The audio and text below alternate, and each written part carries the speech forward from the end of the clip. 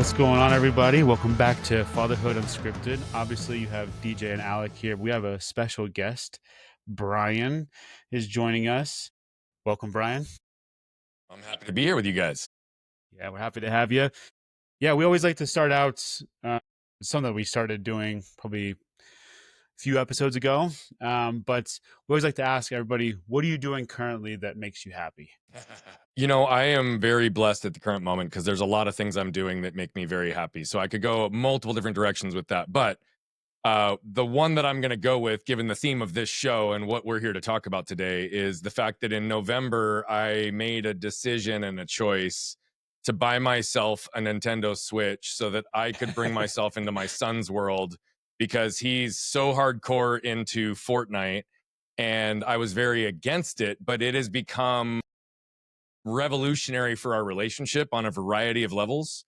And I geek out with him and only with him, but it's come full circle into like a really deepening of our relationship and a better understanding and just something that was really fun. So I'm sure we can talk about that more later because it was something that I needed to do. But yeah, I'm having a blast because I put myself into both my kids' worlds in something that they were interested in. But Fortnite with my son is the one that's really driving me right now. That's kind of how it is in my household right now too. We're just trying to find what to do for the summer because they've been out for 2 weeks now. And for my son's birthday, he got a gaming desk, and then he's using one of my old laptops. So he's kind of entering the higher end gaming world a little bit. Yeah. And so he just when you FaceTimes switch to a his friend. computer over a little device, that's when you know you're starting to get serious about it, right? Yeah. Yeah, they've got the Switches too that they play on, but he's like, "Oh, I got a computer now." He tells all of his friends, "You should see my setup." So yeah, it's cool. Yeah, when my son's trying to get me to move him to a computer because he's tired of aiming on the Nintendo Switch, and he's like, computers, they get aimbot, they get all the mouses. It's not even fair, Dad. I'm like, okay, well, maybe you just need more practice. Let's go. Yeah, that's what it is right there. Yep. It's like, you're just not that good at the game. Well, cool. How many kids do you have? I have two. My son's 11. My daughter turns 10 in July. Nice. That's right up with us. I've got a 9-year-old. My son just turned 9, and my daughter is 7. And then DJ, I'll talk about your kiddos. Yeah, I got my oldest Nate. He is 4 going on 5 in July. And then we have our twins, Rylan and Elijah. They're 2 going on 3. So really, Awesome. really fun time. Never a dull moment in the Clendenin household, I'll tell you that. Yeah. July what? Yeah. What's the July birthday? So July 6th is my twins, and then July 18th is Nate's. So yeah. Well, cool. I'm July 19th, and my daughter's July 24th. So I'm July 15th. There you go. Wow. I mean, see, look at this. We got all these July birthdays in here. Yep. We're just going to have a big old party. That's what we used to do in my family back in the day, because there was like, everyone was summer babies. So I was like, well, instead of just, having one party for everyone, we'll just one giant party, get it over with, and be done. So I think that's awesome. Mm-hmm. Yeah, it sounds like I would have had a lot of fun at your house growing up. Well, just let's dive into dad stuff. Yeah. I was listening, going through some of your reels and kind of watching your story. And I saw, obviously your big one is what happened to you when you were younger and you got ran over by the truck, and just big story in your life. How has that happened to you? Have you used that? There's a learning moment and everything, right? To like build on your life, be a dad, just moments of like that, Yeah. Well, I would tell you that there's a whole lot that I could unpack from that. So I'll kind of keep the tops of the waves, and I think I'll probably keep it as relevant to being a dad as I can in the really compressed version, and we can unpack in the sections that we want to. I used to believe that the moment when my arm was torn from my body was my transformation story, right? For those that are watching, like literally it was completely severed 10 feet away, completely traumatic accident.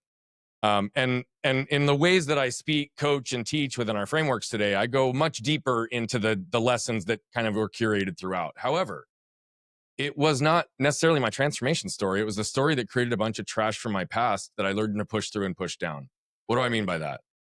Trash is the emotional triggers, behavioral patterns, and environmental conditions that create a set of beliefs and cellular memory that our lives only further validate, right? Lots of positive came from all that, and some damage came from that. Now, as a father, I have 2 special needs kids, and so this has given me perspective in a way that I can really relate to them and connect with them in the ways that I'm different, they're different, we're different, how we all kind of navigate adversity, right? There's a lot of positive that can come with that. But the trash side is something that can also show up years later and we don't really know. And so it's a part of my story as a father because a lot of it came out once I became a father, because our kids are the best mirrors and reflections that we'll ever have. And it really pushed me into a different place. And so I had shame and anger for a lot of years around a whole variety of things. I learned to receive love, validation, and connection through performance. I grew up in a household where there was one right way to do everything, and I didn't know that right way until I got it wrong. And a whole bunch of other things that I could go into. But what does that mean for a father? I would get reactionary in moments. I had anger that would come out. It would create damage in my house, and most of the time it wasn't even accurate to what was right in front of me. So my wife would say something like this: "Hey, honey, what do you want to do with the kids this weekend?" But my shame and anger filter would cause me to hear it this way: "Hey, honey, you've not done enough to be a good husband and father here recently. So what are you going to do to make up for it this weekend?" Well, you better damn well believe I'm going to defend that, because I'm a great husband and father and I'm not going to be challenged there, right? So what do? I get defensive, I get angry, and I rattle off the 10 things I've done in the last few days to show her I'm a good husband and father. Right now I've created damage, and that's all coming from this place of like, I'm defending, but it's not even what she said. The reason I highlight that is because all of my anger got exposed as a father. And it forced me to go down a path that I am very grateful I did and that I chose. It went from being in the best place in our marriage I thought we'd ever be to not knowing if I'd be married for another 30 days. And that began the path. I'll keep the story short for the sake of, I know we have more to discuss, but ultimately what I say today, and it took a lot of work, I don't mean to brush over it at all. We can unpack wherever we need to, but my wife and I have been together for 19 years. We hid from each other unconsciously for 14. And she's only felt emotionally safe with me for about 3 years. It's also not a coincidence. We have the best marriage, the best relationship, the deepest communication, the most amount of intimacy. And I'm not just talking sexually, but that also means that we've reversed generational patterns in the home. My kids don't even remember having an angry dad. And so why I speak about that so passionately is, am I proud of the ways that I operated? No, absolutely not. But I don't shame myself for the things that I wasn't aware of at that time.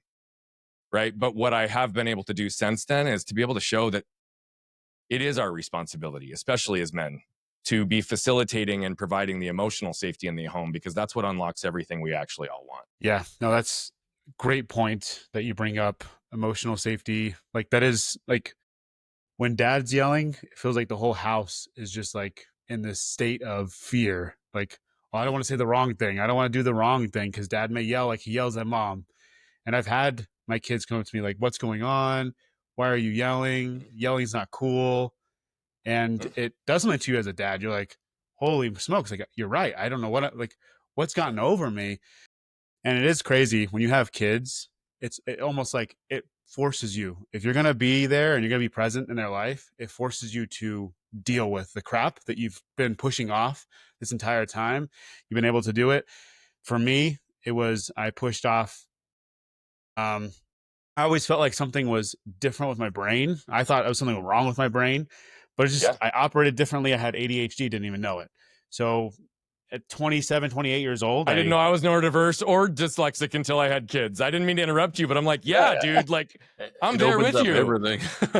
Yeah, that actually got to the point when Nate was born, I couldn't deal with the crying. I couldn't deal, like, everything felt like it was all over the place. Sensory and overload, my wife was like, hey, you need to go get tested or go figure this out, or I don't think this is going to work. And it was that moment I was like, dang, I need to go do something. So I got my diagnosis and never looked back. And I think our oldest has ADHD.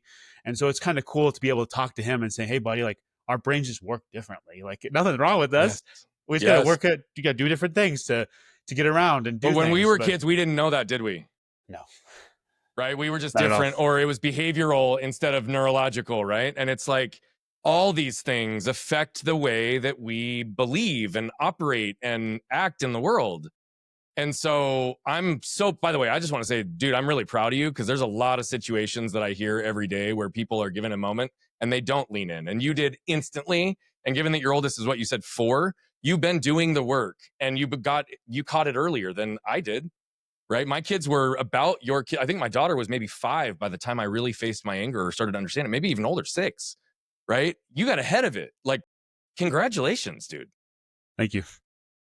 Yeah, it's important when you come to those kind of realizations to kind of figure out how do I deal with this stuff. And yeah, so I kind of just wanted to say I like what you're talking about because it's so true. We create the safety. If there is no safety, then that's when you see kids do things without talking to mom and dad. They face the consequences alone, Yeah. and because they don't feel like they can come to you, they don't feel like they can be safe around you. Yeah.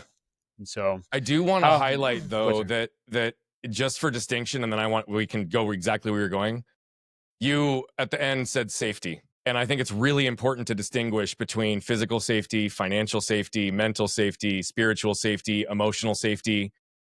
Why? Because I was financially providing and they were safe. They were physically safe. They never got hit. They were never going to get anywhere of harm. And why I think it's important is there's a lot of men that hear safety and they're like, oh, I'm keeping my family safe. But then they're having moments of reaction and don't realize the damage that they're actually creating. And I highlight that because the idea that I would have done anything other than keep my family safe and protected, especially from me, is what was soul crushing when I had to face it. And so I just Mm. thank you for letting me deepen that for just a second. But I think that nuance is critically important given I know the work of what I've had to do and so many of the men that I work with that struggle to distinguish between the varying types of safety. So good. Yeah, no, I actually that was where I was going to go. Anyways, just ask you how you've Perfect. created that safety. Anyways, so yeah, it was the next question I was going to ask, so it's perfect that we went into that. Yeah. Um, how have you what have you done to once you realized, okay, I'm not I'm providing, yes, I'm keeping them physically safe, yes, but emotionally, ah man, I could do better. How did you start to create that inside of your home? Yeah, it's a great question. And I'll try to keep it as condensed as I can. I have to give a little bit of backdrop to it because I was fortunate to have had a little bit of a opening before I had to face this directly in the sense that about 3 years beforehand, I had a moment with my daughter where we were playing and laughing, and she wraps her arm around my neck and kisses me on the cheek and says, I love you, Dada. And I just broke down in tears. And why I highlight that is because I still don't use tears often to express just because I learned and conditioned not to cry. And I've actually been trying to reaccess tears because men crying, I think, is a sign of strength. But to me, I was crying in joy. And the reason I highlight this is because it allowed me to realize that everything else I'd ever felt in that moment was pale in comparison. And I started to unpack and realize that when I shut off physical pain because it exceeded my ability to cope, I shut off mental pain, right? Emotional pain and spiritual pain for 25 years, which also meant that I wasn't feeling and I was actively but unconsciously suppressing all of my emotion, which also meant there would have been no way for me to understand the emotional safety component unless I had the chance to start to have empathy versus just sympathy. And the reason I highlight this, there's a lot of men who use mental performance or not mental armor, right? It's an intellectual only piece. There's instant shut off to actually have connection to what we do. And it is critically important that we understand that. The reason I give that context though is because by the time my wife and I sat on the back patio and she had the conversation with me, she said things that I'd done, ways that I'd show up, some of which were still existing today, had created a pattern that caused her to lose who she was. Mm. And I had just 10 months earlier leaned into a challenge she gave me to chase my passion, my purpose, my reason for existence, which at the time I defined as helping people get to the core of who they are. The person closest to me is telling me I did the opposite. Now, for whatever reason, in the way that she did that, it really was like a dagger to the heart. But I had a choice in that moment. And the reason I start here is because your whole thing is where did I go? What did I do? How did I start to create that in my home? It started with a choice in that moment. Why? Because I could have reacted like I always would have done and not allowed emotional safety for her, or I could pause and respond and actually listen to what she's saying. Because to me, I was looking down the end of the barrel of the gun and I didn't know what was going to happen. So fortunately, that moment I saw it. Now, I made a promise to my wife that day that I was going to do everything in my power to ensure the negative effects of anger would not affect our house as a result of me again. So I handed literally all my stuff to her, my phone, everything, and I asked her to get with my team and clear my calendar for the next 10 days. Now, I want to be really clear. The 10 days did not solve the problem. The 10 days allowed me to start to find some of the components I needed. And within that 10 days, I did connect some dots that were critically important. The work was just beginning. Okay. And so here's the truth, though, because to start to create emotional safety, there isn't even a chance to create emotional safety until trust is reestablished. Mm-hmm. Mm-hmm. It took 6 months before that was going to happen in my world. meaning I literally had to bite my tongue in moments when I hadn't reacted, I hadn't done something, but a look on my face made my wife believe I was going to repeat the same pattern I had the 10 years before, because I was feeling it. And even if my actions didn't come out, she had expected it because it had happened so many times. And so I had to be near perfect for 6 months. Now, I made mistakes. I'm human. I screwed up. But we set up a lot of communication tools with each other to allow myself to catch myself in a moment and give myself permission to literally just walk out if I need to, or her to catch me. And the reason I give all that is because until trust is there, you cannot begin to expand and grow emotional safety. And it took 6 months for me to get there. And the reason I highlight that is because there are a lot of men that I work with who try to go and repair down this path. And a month in, they're like, God, how much more do I have to put up with? It's like, well, you just gave them 14 years of that shit. What do you want them to shut it off in 2 minutes because you decided you're not going to be angry anymore? Like, that was literally where I was at day to day. I had to decide that every day. Tattooed 3 words on my arm to remind me and ground me every day in the moment of trigger, because I'm dense enough that I needed a visual reminder. Once that happened, 6 months passed. My wife looked at me and she said, man, we're really doing this. She goes, I think it's time that I do some work. And then it became a tangential process, meaning I was still primarily on me. But how did I start to facilitate emotional safety? It was in the moments that they could tell, my wife and my kids could tell, that I was regulating, not reacting, that I was choosing to bite my lip, to give some clarifying statements, to own my truth in the moment if I needed to if I made a mistake, just like I had always done. This part wasn't new. I created repair and made apologies. It started to come every choice and every action that would compound after that, until, like I said, we're in a place now where it took probably 2 to 2.5 years before we don't really get triggered even by the facial expressions or micro expressions anymore. I mean, it took that amount of time for us to reprogram our interactions. And so I highlight it because it's not a simple answer. It's not a one thing, but it really did come down to allowing them to witness and see that my words, actions, and behaviors were becoming congruent with what my stated intent was. And that was probably the biggest lesson that I got grounded, that her father pointed out to me in that first week when I talked to them and told them what I was doing, and all the way through till today, which is that the world will never judge you based on your intent. The world will only ever judge you based on what your words, actions, and behaviors communicate to them. Mm-hmm. And so for me, I had to hold myself accountable beyond this. Oh, well, my wife doesn't ever understand me. She never knows where I'm coming from. She always doesn't understand my intent. Well, instead of pointing blame back to her, it started to point back to me, and immediately was catching myself. And it's like, oh, what are my words, action, behaviors doing?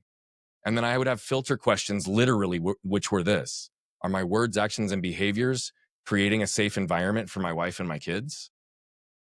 Because if I could answer yes to that, I would continue. And if I had to answer no, the actions and behaviors would change. No, I love that. And it's just, it kind of highlights, now in today's society, most men and most dads, they're very uncomfortable being uncomfortable, and they don't want to take those steps to be where they're at. So it's like you said, they're like, well, how long do I have to do this? Like, well, like you have to it's going to take time. Yeah, that sucks. But like you said, it's just, look at how long you were like that. It's not just going to go away in a second. And so we have to be uncomfortable, or we have to be comfortable with the uncomfortability of life to fix the issue. 100%. And that it tapped into one of the core lessons I used to teach. And I won't go deep on it, but it's the basic idea of embracing pain to avoid suffering. Right? Like, what was very true to me in that moment is that, and it's been true since I've been a husband and father. And this is why for the whole time I've been a husband and father, I lead with that as my identity.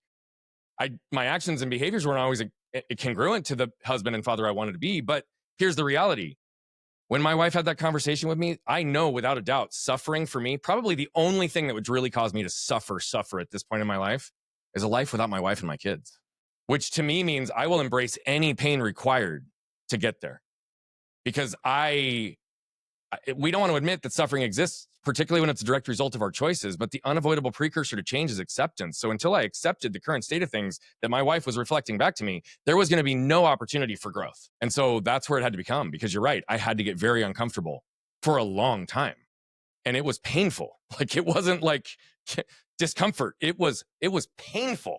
but yet it led to the outcome that I want, which is joy, freedom, and fulfillment on the other side. Well, what would you say? So we won't name names on here just because I know I'll hear a lot of flack for it. But there's a person in my life. He's going through the thick of life right now. Divorce, not getting to spend time with his kid anymore. And when he is with his kid, it just seems like, he just doesn't want to be there. And he just kind of feels like he's given up. Would you have any advice for someone in that situation, just trying to rebuild themselves? I want to clarify that I understand when you say he, are you talking about him or the kid has given up or doesn't want to be there when they're together? So he doesn't want to be there when he's with his kid. He's just just a shell, just kind of just is there, but not really there. Got it. So what I'm hearing though, and I'm asking for important clarification, just so wherever you can give it, like he wants to be there, but he's so empty and defeated that he doesn't have the energy to be present there. It Or seems is it like that it's a forced amount of time and he does? I'm just trying to make sure I understand, because it seems like it's more of a chore to be there, and it just kind of like he's kind of reverting back to like being a teenager almost, and just doesn't want to deal with the life now. What I will say, and again, I won't call out names, but I have 2 clients right now who are going through similar situations. And what they struggle with is 2 things, and it sounds somewhat similar. They're in a place where for the first time in their life, they're giving themselves permission or are in a position to potentially fully choose who they want to be without being tied to, having expectations, being held accountable, because post divorce, they're a solo single man now, but they are fathers. And so it's coming down to custody and presence and how do we do things. And their kids are revolting and pushing back and complaining and struggling because they want to be with their friends, or why are they being disrupted from their primary home? And it's directly hitting their self-worth. It's directly hitting their competency, belief, and conviction that they are valuable in the relationship with their kids. And it's at the same time, this, to your point, feeling as if there's so many variables that they cannot control, and all this noise that's like, right, whether they chose the divorce or didn't choose the divorce, the point is they're in the similar spot where now they only see their kids 50% of the time. And the energy that's required to regulate and facilitate through everything is, they're like, well, what's the point? Like, why don't I just let them stay with their mom? And it's not because they don't want to see their kids.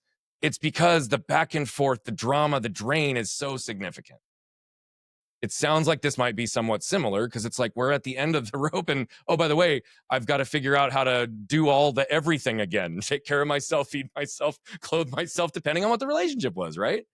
And so all these men are going through this, but it sounds like, it's like I'm at the end of the rope and I don't have the energy to be present in this, and therefore it makes me want to avoid it. What I would challenge and really ask, and this is what I've done even in the conversations with my clients, is to really help understand if they could remove the complexities of the separation, of the divorce, of the complications with kids, what relationship do they want to have with their kids? How important is that relationship with their kids? Do they believe in their heart of hearts that what they want is what's best for the kids? But at the same time, how do they show that in their actions and behaviors, both in their time with them, but as well as how they go about the separation? So, for example, there's someone, this is just a situation. They're willing to give everything to their ex, the house, the money, that it doesn't matter what it is. They don't want to fight. Because they don't want their kids' lives disrupted. But then it's also now being manipulated. That's also, even though they've got the 50-50 split on time, it's being manipulated, and the kids' emotions and the struggle in this transition within 6 months of their lives is being used to say, well, really, why don't we just have them be here more? And there, again, he's beating himself up, and he's like, but does that mean I'm not good enough? Do they not want to be with me? Do I, right? And so he's like willing to almost say yes. But then I broke down the math for him. He has 60 months left with his kids if he only gets 50% of the time. That's crazy. 60 months left for the rest of their lives that he's guaranteed with them. And I said, if you truly care about being a father, if you truly care to be in your kids' lives, if you truly genuinely believe that their lives are better with you in it, then never stop fighting for the time with them. But that also means that the time with them and how it's spent is also going to be the quality of the time with them and what they're going to remember. So if you're going to fight for the time, I don't mean this with shame. I don't mean this with blame. This is a hard situation. However, if you're feeling defeated, like, recognize, what do you believe your role is as a father? And is your defeating or defeated mentality doing your kids a disservice? How do you use them as energy? How do you use them as fuel? Not because they need to, and not because it's an expectation for them to carry that weight. But if that role as a father is what it is, connect to that every time you think about them, and every time you're with them presently, and every time you have the opportunity to get more time with them, because that's the only thing you can't guarantee more of, is the time that you're going to get with your kids, unless you fight for it.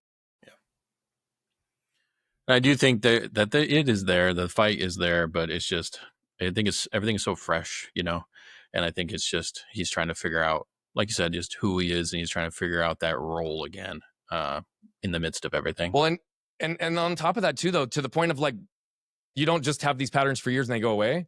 Look at their lives as a percentage of each other, right? Let's just say you said you have a 7-year-old, right? So your 7-year-old's got 7 years. So 6 months in 7 years is like 10% of their life, right? I'm 40. 40 and 6 months, it's like 1% of my life. So the other side of this is that our kids are going to, as a percentage of their lives, seem as if this is a bigger experience for them, even in their struggles, their changes, and their transitions, because they have less overall experience to spread it across. Whereas we as parents might seemingly carry it easier, but we lose the perspective that if we have a 7-year-old or a 4-year-old, like, we're talking about a huge percentage of their life currently. But what I also mean by that is time will ease all wounds there also, as long as you show up consistently. Right. I like that perspective. Yeah. Go ahead, Dave. No, I was just saying, yeah, showing up consistently is key. I heard it. We had somebody on our podcast, and she had mentioned, she was like, that the kids, like, they didn't choose to be here. We chose to have them. So, like, there's this whole mindset right now going across the internet, like, you owe your parents everything. And it's to the point of being more toxic than anything else. Like, if they're going to be rude around you or talk down to you, you still got to give them your time because you owe them everything. And the perspective from, like, our generation is, well, no, I don't owe them anything. And actually, we're learning we actually owe our kids everything. Like, it's because they didn't choose to be here. We chose to have them. And so having that perspective will, like, I feel like it helps us to lean into being consistent, because, like you said too, like, the little moments, like, my son is 4. So playing with him for 30 minutes is actually a very huge thing for him. Huge. Because, Huge. like, and a lot of it too is he's waiting all day for dad to come home. And if dad comes home and it's like, I don't want to play with you, I just want to sit and veg out, I don't want to be here, I don't want to show up, I'm tired. And I've had days where, like, with ADHD, my brain is just tapped out. Like, I've just used all of my mental energy to focus on work. And I feel like I don't have anything left in the tank. But it's about, like, I give it a little bit more because I want to be there for my kids. I want to show up in those moments. And so, and by the way, it's also okay to tell your kids that you're wiped out and you're a little slowed this evening because it was a long week. And again, as long as that's communicated, it creates emotional safety, it creates trust. And guess what? Then, for the exception, it sounds like it is for you, you give yourself a little more grace in that moment too. I mean, dude, it sounds like you're human, right? Like, we none of us are perfect. We're all going to screw this stuff up.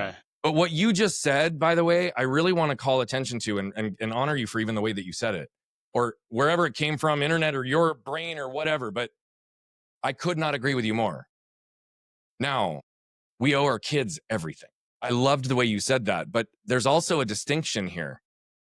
Because if we owe our kids everything, then we also owe them the ability to break the patterns from our past, up to and including if and how the prior generation might impact them. So what do I mean by that?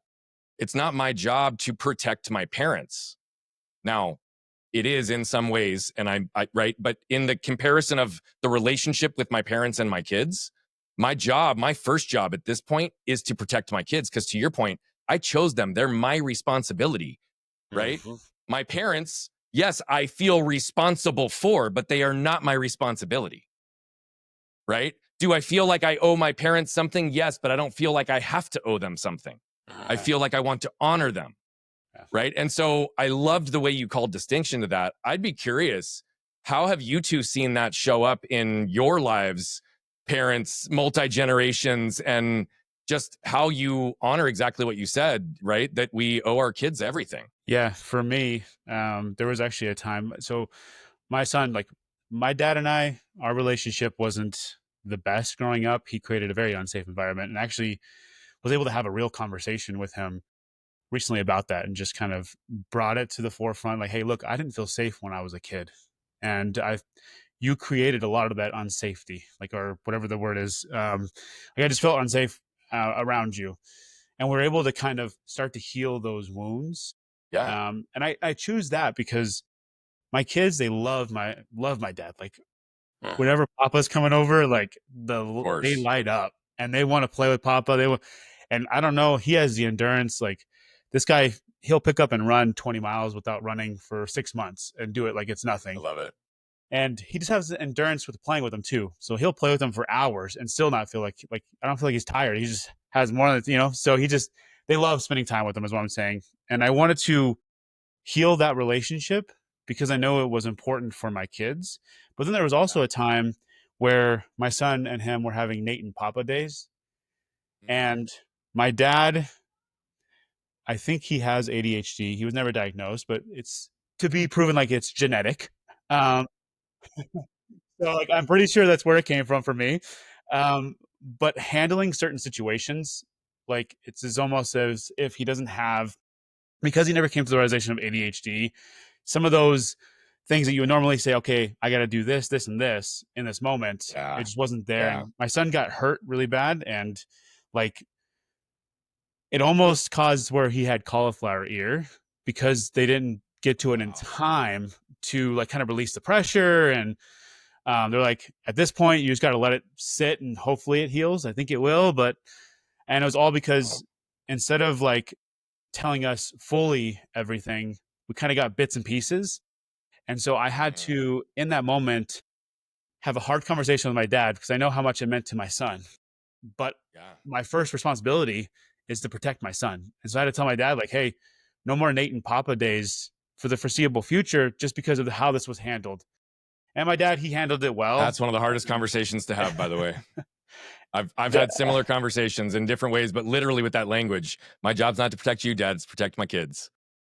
Right. And fortunately for me, yeah, he understood. And so and Nate was kind of upset because he loved those days. Of course. But you got to make those hard decisions. And that's kind of like how, like for me, that's kind of how it plays out. That my responsibility of protecting my kids. So I love that. I mean, I guess mine would be my dad just wasn't there when I was a kid. I really didn't have much quality time until I was about 16 with my dad. And so I might overdo it sometimes, but my kids will know that dad is always there and dad's always going to show up and they never have to worry about dad not showing up. Yeah. With everything. Like we have a kind of weird household. My wife works and I do all the social media stuff at home. So I do get more time with kids than usual. But they will know that even if dad's doing a podcast, even if dad's doing something busy, you can walk in here day and time and be like, all right, let's do this. We'll talk. So dad's always there. And so that's kind of how I've kind of broken in my house. Like they know, they're like, well, what about your dad? How's your dad? It's like, I don't know. We don't talk. Like I didn't hear that he was proud of me until I was probably about, I think I was 30. And then just recently I told him, I was like, I get it. Cause he was 15 when he had me. And I was like, I forgive you for not being there. That doesn't mean that's going to fix anything right now, but I forgive you. I get it. You were young. And so just showing that too, like showing the kids, like Micah with my son was, well, have you talked to your dad recently? I was like, yeah, we kind of had a healing moment. And he's like, oh, that's cool, Dad. I was like, yeah. And so just showing that in that too, and being very open with my children. It's just, that's awesome. Yeah. Yep. I mean, just as we come to time and we're closing on 40 minutes, we just want to say thank you first off for your time. I love having speakers and people that do like keynotes and stuff like that because you guys can talk and you guys are very you give the good stuff, and just thank you for your time. Where can people find you if they want to kind of look you up? Yeah. if you, again, we didn't talk about anything that's going on, but I would say social media is probably the best place to get a feel. It's at Bogert Brian on all channels, including YouTube. And if you are on the web and you're just curious, kind of what are all the things that we do through the world, you can go to brianbogert.com. At the end of the day, man, I told you guys before we started, my whole reason for existence, my purpose in life is to allow my truth to give others permission to live theirs. And we're on a path to impact over 1 billion lives as quickly as we can by reducing the level of suffering that exists on this planet, largely of which is internal, right? And here's the reality. It's not going to be my name behind that. It's going to be collective impact with doing things with people like you who are already creating amazing channels, already are creating impact. And I just believe that moved people move people. So I'm trying to move as many as I can. So that's all I say to everybody who's listening is if you felt moved by anything in the discussion today, whether you go to check me out or not isn't the point for me. It's what do you do with that information? And I'm just going to ask that you move it through the world, move it to somebody else, move it into your life, move it into a choice. Because if you felt moved, make sure that energy stays in momentum. No, it's good. I definitely appreciate you coming on here.